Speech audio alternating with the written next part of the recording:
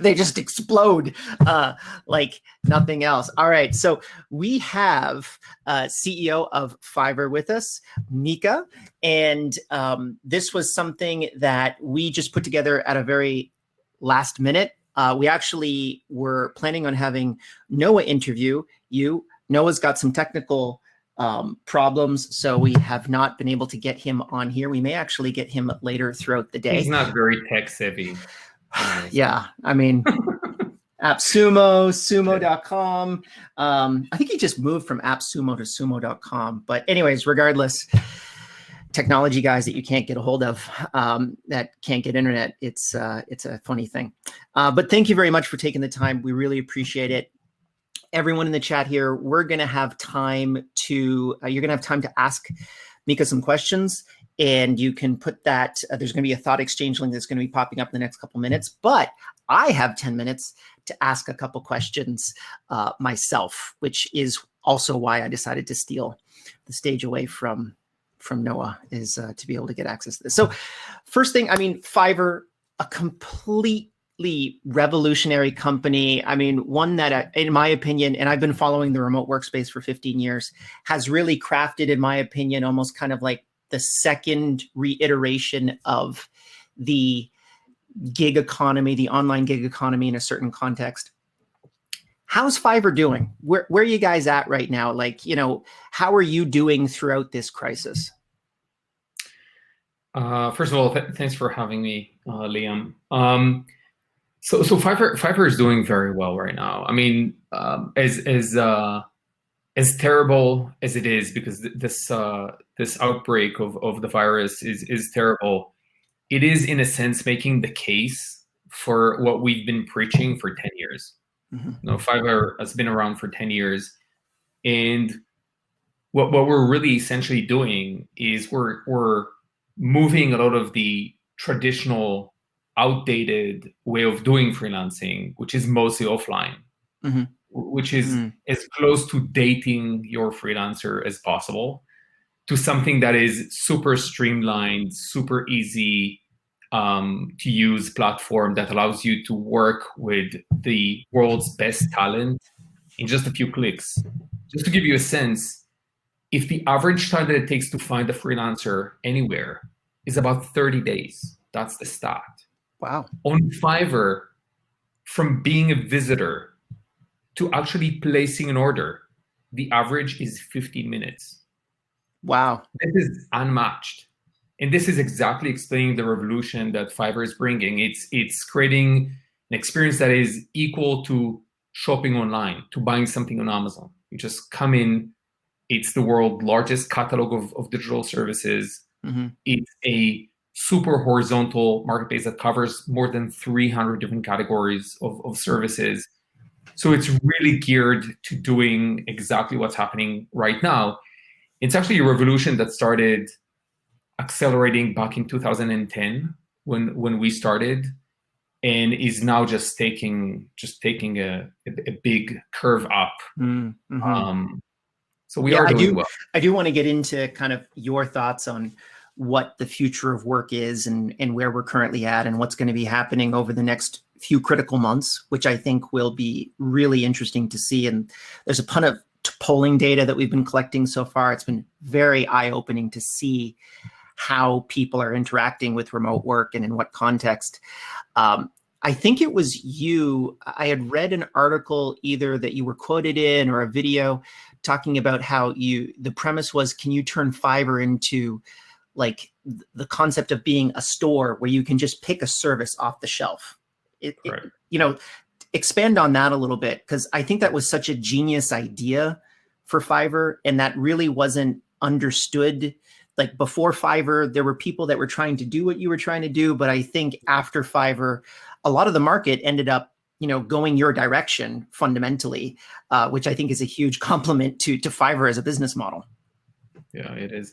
So essentially, you're right. What we've done is, in order to make the experience of buying a digital service as easy as buying something on an e-commerce platform, what we had to do is we had to productize services, which is something that no one has attempted to do before. unlike products, services are extremely nuanced. They're not standardized. There's no definitive standard system for services. And what we've set up to do is we set up to build exactly that system.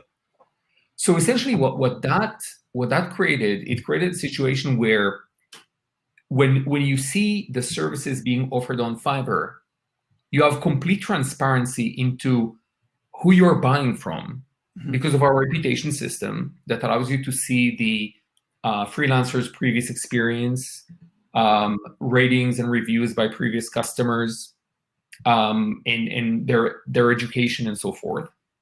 You know exactly what you're buying because the seller has defined exactly what is the product that they're offering. Mm-hmm. You know exactly when you're going to get it because, again, the seller defined the time of delivery, and you know the price. We don't do hourly price. The prices that you see on Fiverr are the prices of the services. So all you have to do is click order and you're done. Mm-hmm. This was never the case with freelancers.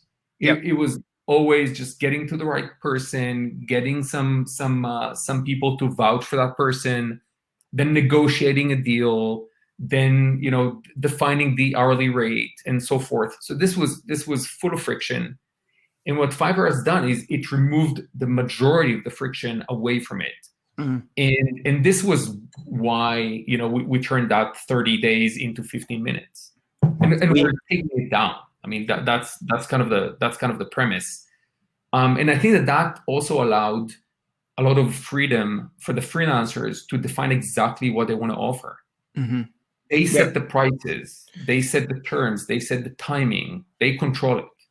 That's a beauty. We have inside of our company, we have people in 36 different countries, and we still use Fiverr to be able to augment their capabilities. So if someone says, hey, I need to install a quick Facebook tracking pixel. Well, we got a Fiverr guy for that. Pay that person $10 and we can just get it done now, as opposed to you spending the next hour and a half thinking about it and trying to remember how to do it properly. And that's kind of the magic of Fiverr. I almost kind of see them as like a perfect use case. Right. It's a solution to a particular problem that you might have, which I think is amazing. So getting into these, just the general space and where you see it's going, what predictions for growth in this sector do you think, do you have? And like, where do you think there are new frontiers inside of remote work? Because we've seen over the last few weeks, literally, the remote work world completely changed. The ecosystem has changed. I think there are going to be a ton of new businesses popping up over the next 6 to 12 months that weren't there before, because remote turned from, basically a fun thing that internet nerds like me and you were probably, poking around at the last couple of years, to now the majority of the work world. There was a quote in a previous talk before, 74% of COOs have now stated that they are going to permanently deploy remote teams in the United States, which is a complete game changer, because in 2018, it was 4%. So I'd love to hear your thoughts, since you've been in the space for such a long time. What are the new things that are coming up? If you weren't the CEO of Fiverr right now and you were going to build something new, what would that theoretically be? So I'll start by saying that the concept of remote work has been accelerating in the past decade. Mm-hmm. Maybe this is going to be a turn up. Maybe this is the hockey stick, or the moment where things actually take an accelerated movement. But it has been growing pretty steadily and pretty massively in the past 10 years. And I think that what you usually see is that you usually see the micro businesses and the small businesses adapting to it super, super fast. Fiverr, the genesis story of Fiverr is that when it started 10 years ago, it started as a platform with microservices for micro businesses. And over the the period of those 10 years, we've been going up market, which means that we're covering much more sophisticated, a broader range of services for a broader range of business types. Now, I think that, when you look at small businesses are super, super fast to adapt. right? Mm-hmm. They're frugal. They always come up with the most efficient ways of doing stuff. I think that what's going to happen now is that larger businesses are going to start seeing the benefits of actually using, the freelancing workforce in a more efficient way, not through, hiring agencies, but actually going online, spending that 5 or 10 minutes and just getting something done. So I think that this is definitely going to accelerate. When the outbreak just happened, and this is something that we as a public company, we reported to the market. What we've seen is, and this is really interesting because I've been asked before this, how would Fiverr respond to a recession? And my only response to that was my guess. And my guess was that it would probably be an S curve. What I mean by that is that always when there's a crisis, there's a moment where the market just halts, and I've defined this as having like the 4 stages of dealing with a crisis. The first is denial, when nothing happens and everybody thinks it's someone else's problem and it's not going to be our problem. It started with China, US, Israel, Europe thought that this was not our problem, right? Then you understand that this is your problem, then comes panic. That's the second thing. And then this is where the market starts halting for a second, right? So denial, then comes the moment of panic. But then after doing that, there's a moment of self-preservation where people are actually thinking about their own security and how to deal with staying at home. And then there's adoption and it goes up again. And what we've seen in March is exactly that, which means in middle of March, it was a week when there was this panic and self-preservation. And then people went to adoption really fast and the market picked up super fast, right? And so I think that and most of our customers are businesses. So I think that businesses are adapting really quickly to it. I think that larger businesses are going to take slightly longer to do that. But I think that the fact that a lot of companies have a very strong backbone as a team allows them to actually work remotely more efficiently right now. I'm looking at Fiverr. Our productivity actually went up since we switched working from home. The reason is, and we're not pushing for it, don't get me wrong, we switched to a 7-day week. And it's not because we're pushing people to work at weekends, it's because they're in front of the computer anyway, right? We're locked at home anyway. So the lines between home and work are blurring, and it's working really well. And people are managing their own time and time off. But I think that this was possible because we had a strong backbone. And I think a lot of companies are now falling in love with the idea of completely going remotely. But I think that one of the things that most companies are discounting is the fact that building a culture only remotely is very, very difficult.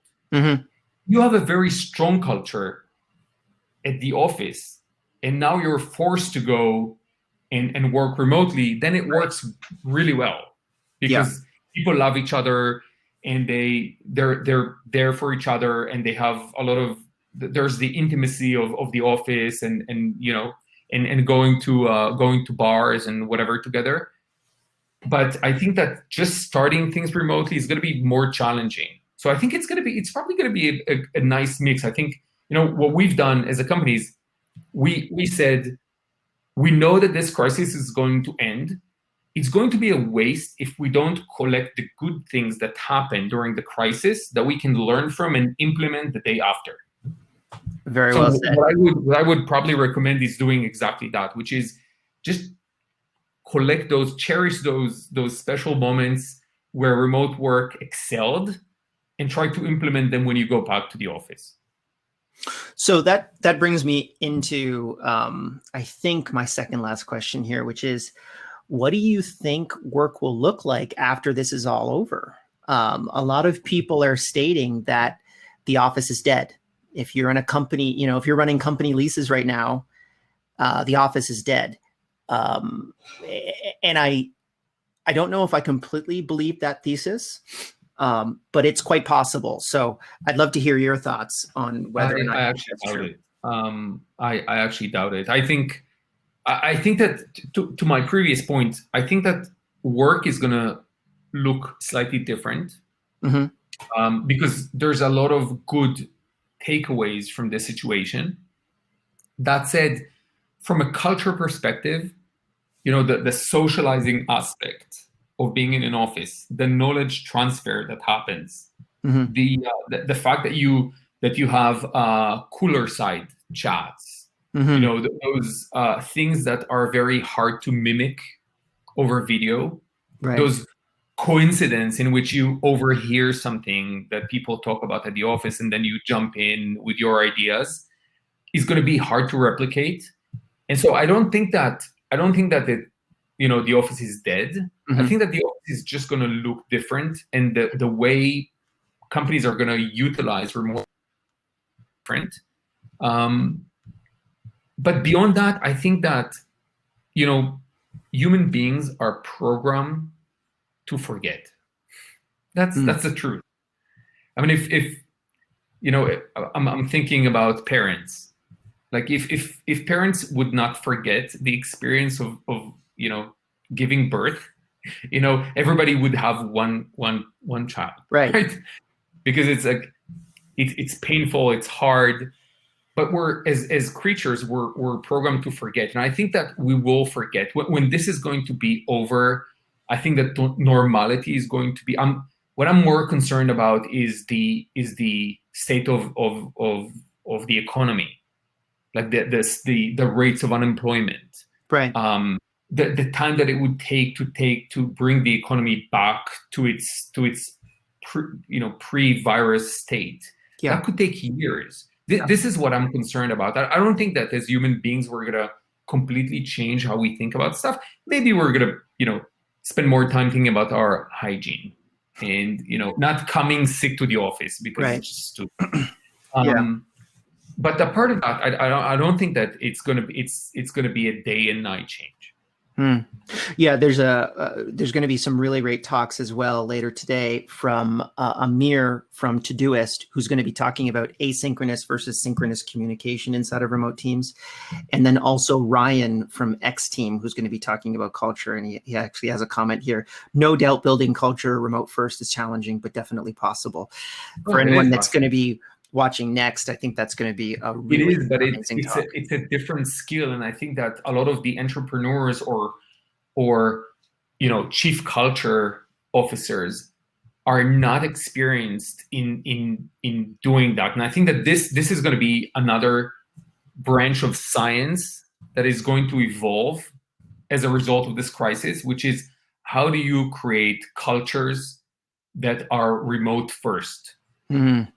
That's going to be a whole new skill set, and that's probably going to be. I mean, if anyone thinking about their next goal, I would probably invest in doing that. Yes, no, I completely agree with you. There's such huge things that we have to overcome. Literally, with running remote, we've been running this conference for 3 years, and I wish we had another 3 years before something like this had happened, because we have inklings of how to do this. But to be honest with you, there's literally no playbook. Right, for the situation that we're currently in. There's a very small one. There isn't, but I would. There's a few good books written by the guys from Basecamp. Just coming up next. They're massive on remote work, and I think they've mastered it. So I think that there's some nice information there. Yeah, I believe EHH is actually going to be next. Right after this. So let's jump into some questions from Thought Exchange, and we can get that link back up for people. Hi, Emma. Hi. Yeah, I think that this was amazing. I think we're probably going to see such a huge shift, and you're absolutely right that there are these cultural issues that we've got to deal with. There are literally like economic issues that we have to deal with outside of that. Just seeing like how is the global economy going to get its way through this over the next couple, hopefully months, but realistically, we're probably looking at years, to be completely honest with you. So for people that are watching right now that have been negatively impacted by the pandemic, just from a tactical perspective, outside of obviously getting onto Fiverr and probably doing a couple gigs, right, to be able to make some quick cash, what quick moves would you make right now to access remote work opportunities? Well, I think the online platforms are probably the best way to go, because it's really hard to find other ways to engage with customers. What we've done, by the way, when the pandemic just started, the first thing that we've done is we've created a website called smbhelp.com. Okay. Which is a website dedicated for freelancers and businesses to give them all the resources that we can find to provide help and support. It's free to use. We collect resources, information from all around the internet. It's not Fiverr specific. We're not selling anything through there. We're providing 24/7 phone support and email support for people that are affected by this crisis and are thinking about their next moves. We provided some premium courses that we've produced that are usually paid for. We provide for free. And we've included so many different links for companies that are offering things for entrepreneurs and businesses in this specific time. I think that what we really focused on is, when you think as a business, there's probably three things that you should think of right now. One is, if you can move most of your activity online. So if you have offline activity, find ways to move it online. And there's plenty of resources in our webpage and in the website and in many others on how to do that. And you can get help from freelancers to do that, or you can do it on your own. It's fine. Second thing is, we're in a downtime. It's forced on us. Use this downtime to invest in things that you couldn't invest when you were too busy running your business when things were back in normal. If it's investing in new skills, if it's investing in maintenance, security, if it's writing material, if it's creating new products, if it's thinking about new campaigns. And the third thing is, think about the day after. There's going to be a day after, and you need to be geared towards that day. So you can actually kickstart your business and be better positioned for that. Don't get caught, just thinking about that when the lockdown is gonna be relaxed. But invest in doing that as much as you can right now. Think about how to engage with your existing customers, your CRM system. Right. Think about how to improve your visibility. Think about going more global and attracting customers from other countries. Localize your site and your offerings. Think about your next branding campaign or marketing campaign and set it up so that you're ready to launch it, when markets, get back to normal. So I think that this is kind of where I think that these are the things that we can help with in giving some advice and pointers to where you can actually get that. Got it. Yeah, no, the adage that I've been telling people is accelerate through the curve. If you're a race driver, you're a Formula One race driver, the only way that you can really overtake your competitors is on those curves. And we're currently in one of those curves right now. So as a racing driver myself, I know that you're correct on that. And what I would also say is that when you look at previous recessions, and that goes through the 2001 and the 2008, at the end of those recessions, some of the best, most successful businesses were created, including, if you look at 2008, including Uber, Airbnb, Fiverr, and many others. So it's a time of new beginnings and an accelerating beginning. And I think that people should take advantage of it as much as Absolutely. possible. Let's jump into the questions. Are we good, Emma, on the questions? Yeah, you're good to go. You can start at the top. All right. That's a good one. First one, you said that your team organically went to a 7-day week and are managing their own time off. Do you worry about burnout? And how do you basically offset that? Sure, we do. And we keep a close look at this. So essentially, there's kind of two contradicting forces here. One is the fact that having a daily routine that keeps you busy is super important because it lowers anxiety. It allows people to cope better with the fact that there is a lot of unknown right now. So keeping that routine is extremely important. Don't let people sink and get, dwell and get into the wrong, thoughts. At the same time, you need to make sure that people can actually balance this delicate, work home situation. And what we've done is we've asked all of the team managers that are actually in charge of running the smallest, sizes of teams to make sure that they track everybody's well-being, to the sense that you don't just create Zoom conferences from 8 a.m. until 10 p.m. right? But you make sure that people do spend time with their families, and they get a break, and they go eat, and they do have this balance. And I think in our case we had very few situations where people were having a massive issue with it. And in these cases, we're just letting people relax and first attend to their families, because this is the most important thing right now. Got it. And only then, getting slowly back to normality. I think that most people have this, again, this S curve on, or how we, these 4 phases. I think in the beginning there's this, holy crap, what's going on? And then, people understand that this is the new reality, and they need to cope to it, and they need to figure out with their, spouses and kids how to actually cope with the situation. I would say it took a week or so. What I've been doing is over communicating with the team, to the sense that they need to get a sense that things are okay. The skies are not falling. We're going to be okay as a team. We're operating well. We're first securing ourselves and our families, but we're also securing our community that depends on us for their for their income and work.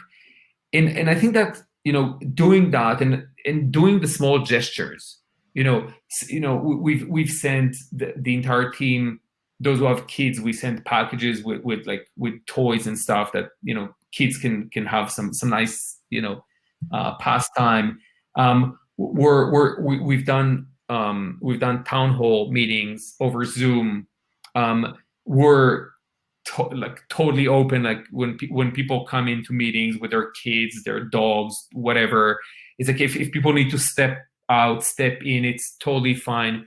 I think it's just about approach, and just making sure that if there's someone at the risk of burning out, you pay attention to it and you take action to make sure that they don't. One last question here before we pop off.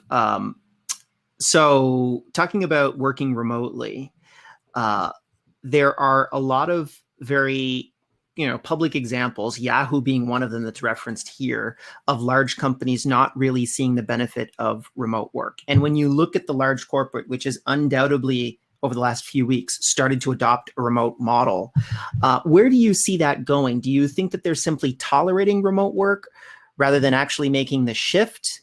Or, if you had a crystal ball a year from now, do you think that a lot of those companies will be going right back? How many do you think are staying? Because again, you're interacting with some of these large firms, and you're probably getting a lot of requests right now through Fiverr. Yeah. My guess is that things are not going to go exactly back to how they were, meaning that remote work is going to be larger in the mix. I think that there's so many benefits of doing that. There's like, I'm thinking about that even the length of meetings that we're having right now over Zoom. Instead of spending an hour, we're spending 40 minutes, 30 minutes. There's something about the culture of having a discussion over video because of the technical limitations, where people are, it's something funny that I've noticed is that sometimes at the office when you have meetings, there's always this person who needs to be the smartest person in the room. So they tend to speak a lot at meetings. Those people don't behave the same when they're doing it over Zoom. They're usually quieter. So meetings go through much smoother, much faster. People don't waste time commuting. So their time is more condensed and they get more things done. When they're not on video calls, they can actually focus on working without, the environment that sometimes gets their attention away. So definitely companies are gonna embrace this.